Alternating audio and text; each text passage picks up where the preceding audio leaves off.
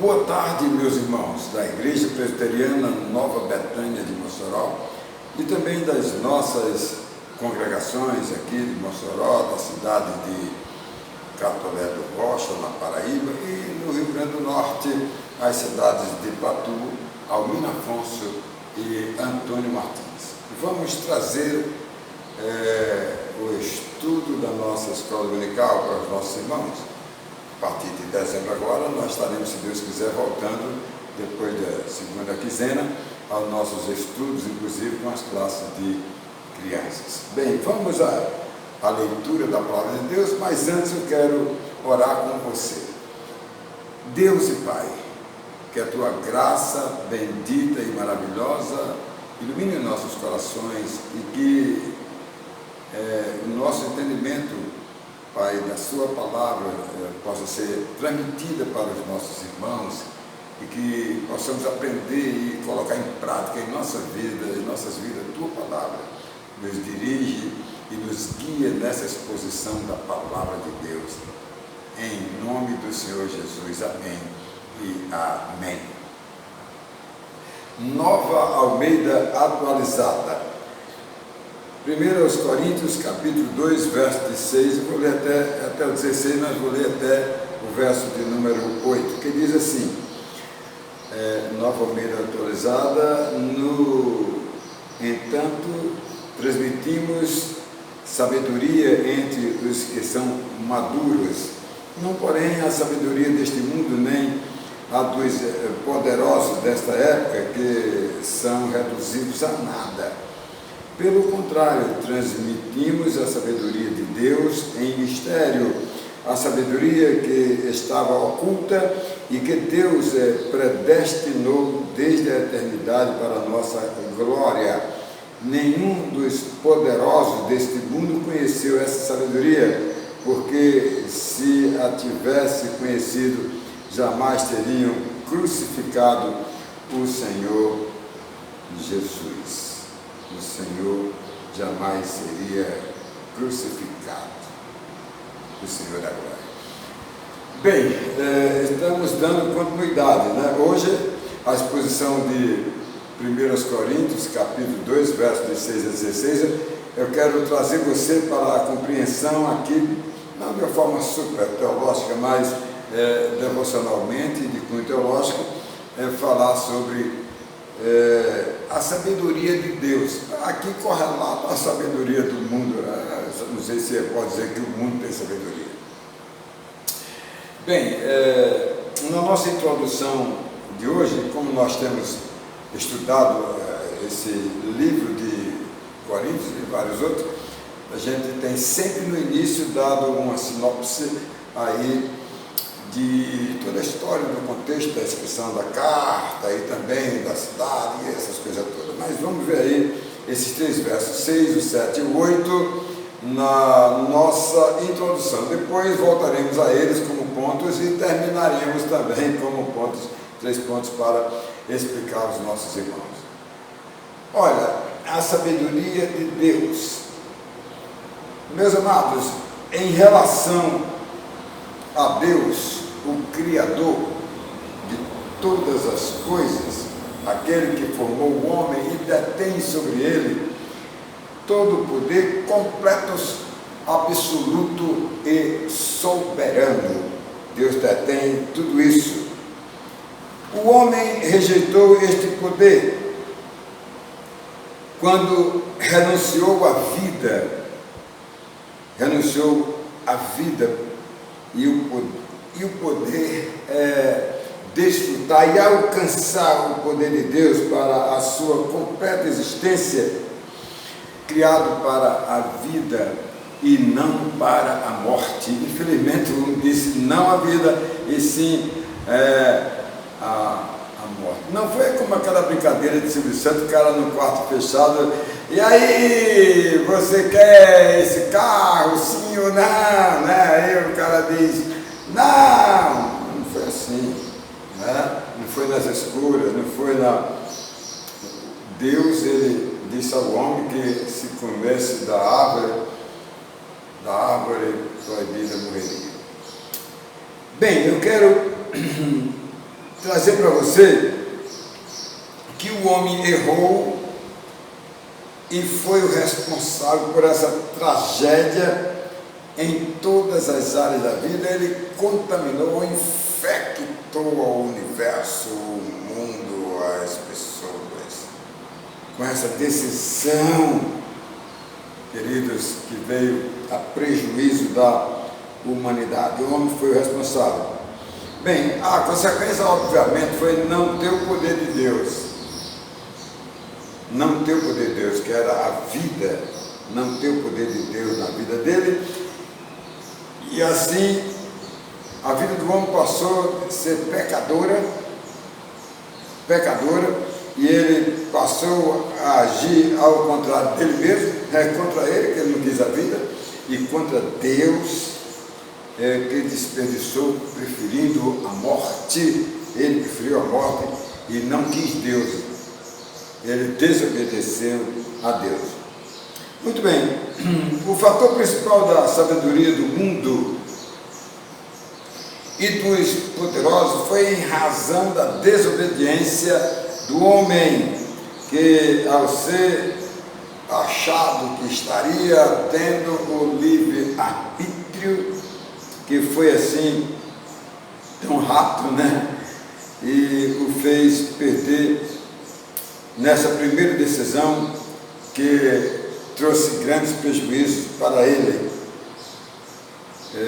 O homem foi reduzido, vamos dizer assim, a nada, infelizmente.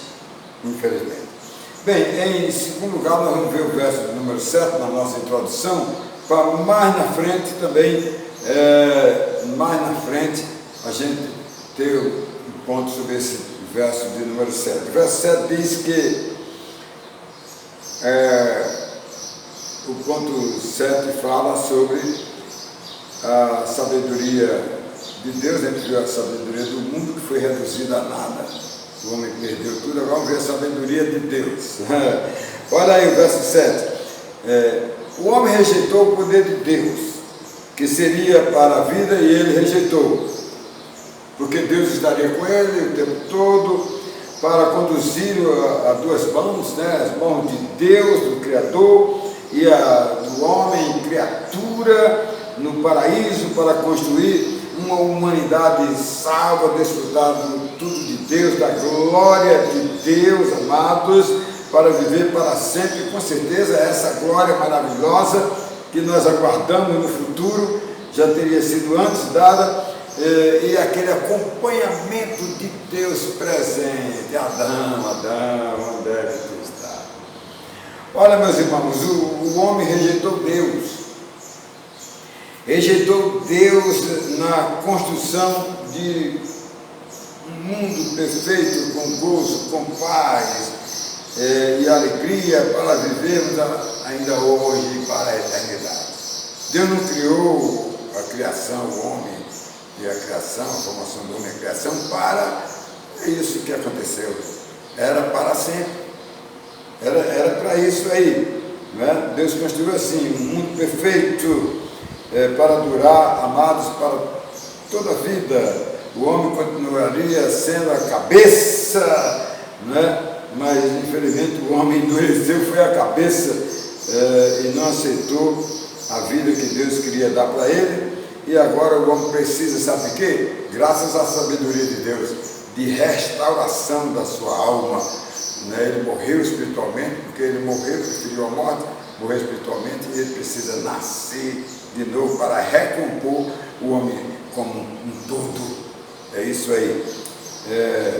E em terceiro lugar, vamos ver, amados, o verso número 8. Jamais teriam crucificado o Senhor. Eu achei isso aqui tão interessante, né? Se Israel tivesse crido no Messias, e durante a formação, amado, até a vinda do Redentor, que viria para salvar o homem pecador, e também o povo de Deus, que certamente teria também alcançado outras nações. Hoje a gente tem um texto da humanidade, entre aspas, cristãos, né? Mas naquela época era irrisório.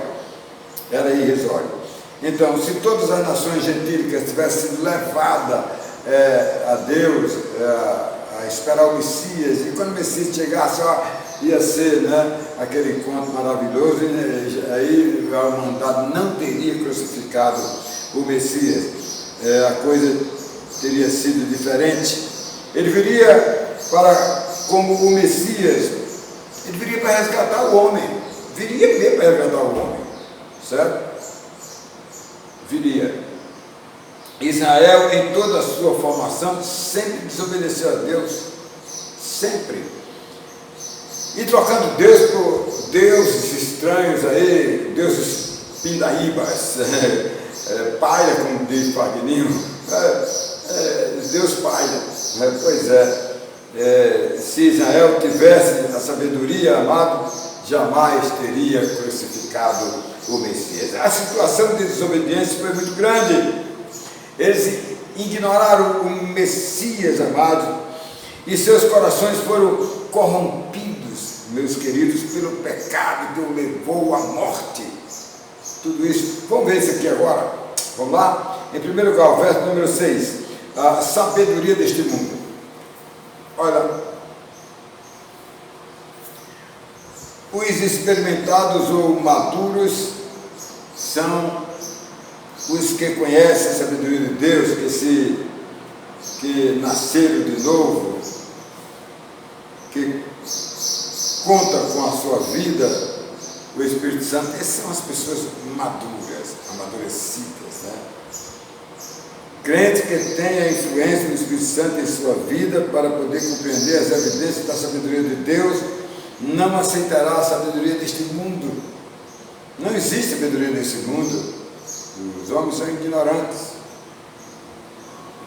Mas na frente, Paulo explica melhor o que significa para o crente ter a sabedoria de Deus e não a sabedoria do mundo. Porque, amados, algo que o mundo não tem é sabedoria. Não tem. Olha o que diz o verso de número 13 aqui, que nós não lemos, sobre a sabedoria, quanto ao mundo não tem, pois trata-se do ensino de Deus. Olha o verso 13 que diz: disto também falamos, não em palavras ensinadas pela sabedoria humana, mas ensinadas pelo Espírito Santo, conferindo coisas espirituais com coisas espirituais. Olha, veja bem, mesmo assim, tem uma solução definitiva para o seu fim. Eles permanecem na incredulidade e não abrem mão, amados, e não abrem mão. A sabedoria humana é algo transitório e desprovido da sustentação perene para sempre. Eles exaurem e passam, amado, de algo que termina aqui, não passa de algo que termina aqui, as coisas dos homens terminam aqui, a sabedoria dos homens está aí, acabou-se. Os maiores filósofos, os maiores não sei o quê, passou, morreu, tem o que dizer. Não existe na sabedoria humana nada que venha descobrir a solução para os problemas dos homens. Não há como livrar da morte. O homem é cativo de si próprio, de seus próprios propósitos, meus amados. Ele permanece na incredulidade, infelizmente, e não tem se aberto para entender a sabedoria de Deus, para não fazer tantas coisas erradas. Vejamos o exemplo do homem que tem acesso à palavra de Deus pela leitura ou pela pregação. Por mais inteligente que ele seja, não compreenderá pelo seu convencimento próprio nada da Bíblia. Porque a Bíblia se discerne espiritualmente. Uma pessoa não espiritual pode ser o maior cientista, só vai dizer lorotas, bobagem sobre Deus.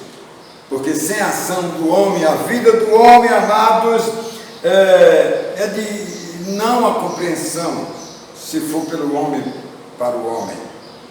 O homem não tem dentro de si nada que lhe favoreça a tomar uma decisão para ser salvo, nada se não for através da fé do Espírito Santo que age na vida dele e leva ele a ser tocado, e assim ele se convence e crê em Deus e se torna uma nova criatura. É isso que acontece. né? Bem, em segundo lugar, vamos ver aí o verso número 7, é o nosso segundo ponto. A sabedoria de Deus. Olha aí como é gostosa a sabedoria de Deus. Porque enquanto a sabedoria, entre aspas, do mundo favorece e fornece para ele destruição, somente, porque ela será destruída quando o Senhor Jesus vier.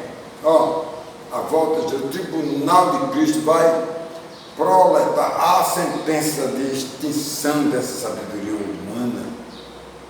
Só irá prevalecer a sabedoria de Deus, a sabedoria do Altíssimo. Meus queridos, que perdurará para toda a eternidade. E na palavra do salmista, Salmo 90, verso número 2, antes que os montes nascessem e tu formasses a terra e o mundo de eternidade, tu és Deus. Olha aí que coisa fantástica, né? É isso aí, ó. Amados, a igreja do Senhor Jesus, ela recebeu a redenção para que o crente fosse um escolhido e lhe favorecesse os conhecimentos da sabedoria de Deus para a sua vida, amados, através da salvação, algo para todo sempre. Por isso que Paulo, como escolhido por Deus, se achava o menor de todos, mas enchido da graça de Deus. Ele falou certa vez aos Filipenses, capítulo 3, aos Efésios, capítulo 3, versos 10 e 11, e isso é isso para que agora, pela igreja, a multiforme sabedoria de Deus se torne conhecida dos principados e das potestades nas regiões celestiais, segundo o eterno propósito que Deus estabeleceu em Cristo Jesus, nosso Senhor. Bem, Deus, na sua maravilhosa sabedoria, anunciou ao primeiro homem a vinda da promessa do seu descendente, que haveria de salvar, né? E olha, isso passou 6.000 anos de Adão, de Noé, do povo hebreu, 6.000 anos. E esse povo, amados, infelizmente,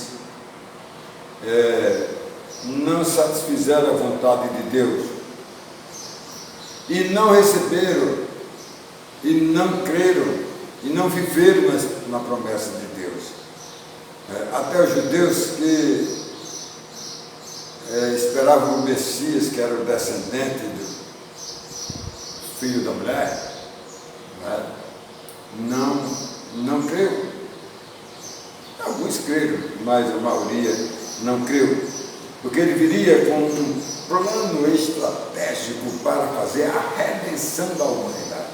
É isso que ele veio fazer. Olha, o sucesso arquitetado por Deus logrou êxito, mesmo com a morte na cruz humilhante do Redentor, para manifestar a situação do pecado, amados, do homem que era e continua sendo vergonhoso hoje, o homem que não crê no Senhor Jesus. Olha, este assunto proposital, levado aos conhecimentos, para que todos fiquem sabendo, amados, que não adianta estar perdendo tempo com coisas frívolas que trazem muitos desgostos, prejuízo e a paralisação do crescimento da igreja do Senhor Jesus, que a igreja deveria estar focada nesta evangelização. A igreja conhece este mistério dado aos crentes revelados, pois trata-se da salvação, meus queridos, eterna em Jesus Cristo, nosso Salvador. Quem deveria ser o protagonista da revelação do Evangelho para os pecadores seriam os judeus. Mas eles recusaram e não receberam a revelação de Deus para o homem conhecer a sabedoria de Deus na pessoa do Senhor Jesus Cristo. Eles não aceitaram de jeito nenhum, né? E em terceiro e último lugar, meus queridos, meus amados, jamais teriam crucificado o Senhor.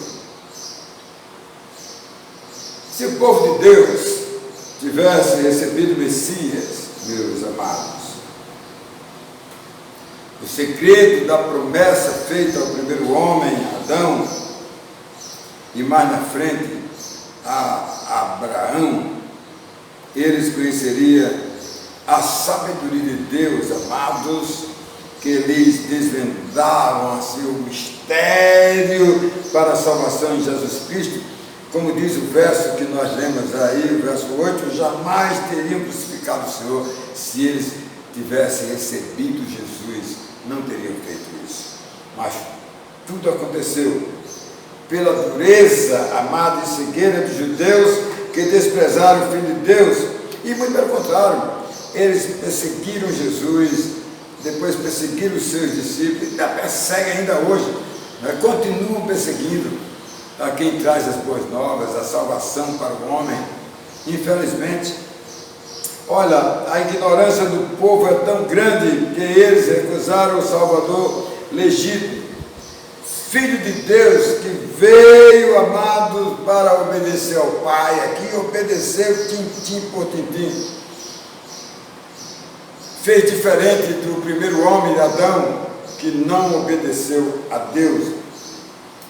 Meus queridos, a humanidade perdida, a humanidade adâmica perdida em confronto com os seus deuses, deixaram de acreditar em Jesus Cristo, que foi enviado por Deus, amado, esse mistério maravilhoso que foi recusado pelos judeus, o povo de Deus, amados, como fez o povo de Deus, olha, no deserto, eles, preste bem atenção, preferiram adorar a um bezerro de ouro que eles fizeram, amados, para que esse bezerro, como um Deus estranho, abençoasse o povo de Deus. Isso é ignorância, né? É uma revolta contra Deus, amados, mas a mão de Deus pesou na vida deles, aquele ato que eles fizeram. O povo de Deus muitas vezes caiu, amado, no pecado da idolatria, pois eles se afastaram do Senhor, ou viviam se afastando o tempo todo de Deus, infelizmente. Olha, o Senhor Jesus veio para a humanidade a partir do povo judeu e veio com a missão de resgatar o homem pecador.